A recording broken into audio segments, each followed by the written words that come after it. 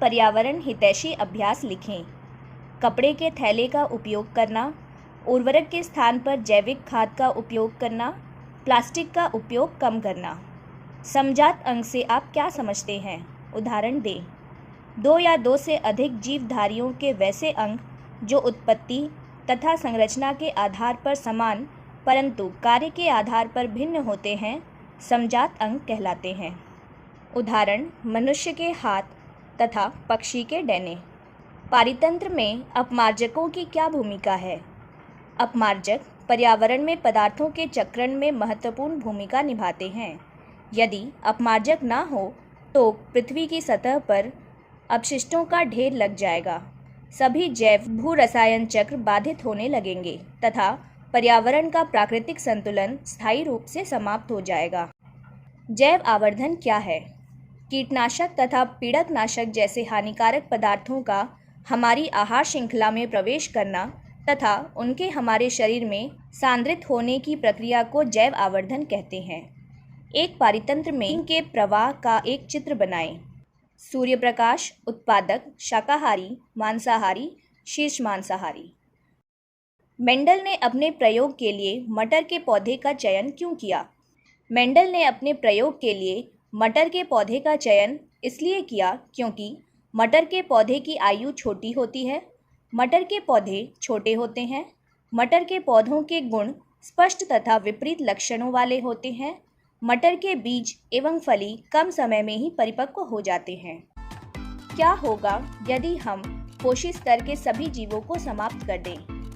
यदि हम पोषी स्तर के सभी जीवों को समाप्त कर दें तो पारितंत्र में पोषक तत्व एवं ऊर्जा का प्रवाह रुक जाएगा, जिसका व्यापक प्रभाव पूरे पारितंत्र में पड़ेगा और अंततः पूरा पारितंत्र समाप्त हो जाएगा।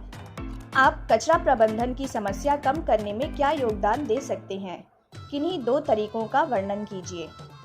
हम जैव निम्नीकरणीय कचरों को खाद में बदलेंगे और अन्य लोगों को भी ऐसा करने के लिए प्रोत्साहित करेंगे। हम अजैव निम्नीकरणीय पदार्थों को पुनः चक्रण के लिए फैक्ट्री भेजेंगे। एकल जीव द्वारा उपार्जित लक्षण सामान्यतः अगली पीढ़ी में वंशानुगत नहीं होते हैं। क्यों? एकल जीव द्वारा उपार्जित लक्षण सामान्यतः अगली पीढ़ी में वंशानुगत नहीं होते हैं क्योंकि एक एकल जीव द्वारा उपार्जित लक्षण उसकी जनन कोशिकाओं की जीन पर प्रभाव नहीं डालते हैं, इसलिए वे सामान्यतः अगली पीढ़ी में वंशानुगत नहीं होते हैं। खाद्य जाल क्या है? एक उदाहरण के द्वारा समझाएं।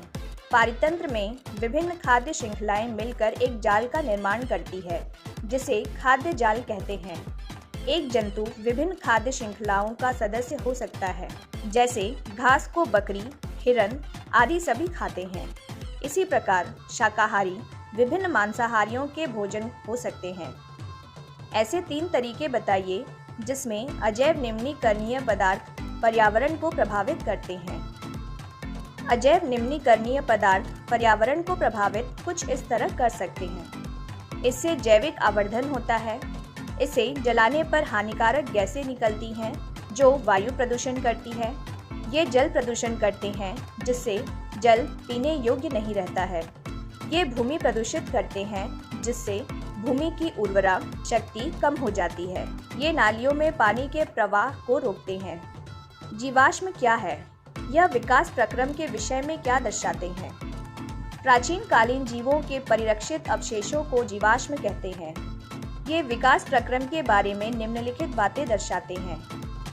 ऐसे कौन से जीव हैं जो पहले जीवित थे परंतु अभी लुप्त हो गए हैं? इनके अध्ययन से जैव विकास के प्रमाण मिलते हैं। जैसे आर्कियोप्टेरिक्स एक ऐसा जीवाश्म है जिसमें सरीसृप तथा पक्षी दोनों के गुण पाए जाते हैं। इससे इस बात की पुष्टि होती है कि सरीसृप तथा पक्षी दोनों का विकास एक ही पूर्वज से हुआ है। वे कौन से तरीके हैं जिनके द्वारा एक विशेष लक्षण वाले व्यष्टि जीवों की संख्या समष्टि में बढ़ जाती है? निम्नलिखित तरीकों द्वारा एक विशेष लक्षण वाले व्यष्टि जीवों की संख्या समष्टि में बढ़ती है। प्राकृतिक चयन, जो लक्षण किसी जीव की उत्तरजीविता तथा प्रजनन के लिए लाभप्रद होते हैं, अगली पीढ़ी में स्थानांतरित हो जाते हैं, परंतु जिनसे कोई लाभ नहीं होता है वे संतति में नहीं जाते हैं। विभिन्नताएं एवं अनुकूलता पर्यावरण में जीवों की उत्तरजीविता कायम रखने में सहायक होती है। यदि हमारे द्वारा उत्पादित सारा कचरा जैव निम्नीकरणीय हो तो क्या इनका हमारे पर्यावरण पर कोई प्रभाव नहीं होगा? समझाएं।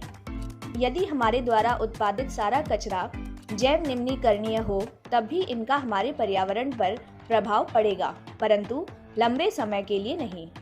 अधिक मात्रा में कचरा होने के कारण सूक्ष्म जीव सही समय पर इनका विघटन नहीं कर पाएंगे, जिससे ये कचरा जमा हो जाएगा, जहां मक्खियों और मच्छरों को पनपने का अवसर मिलेगा।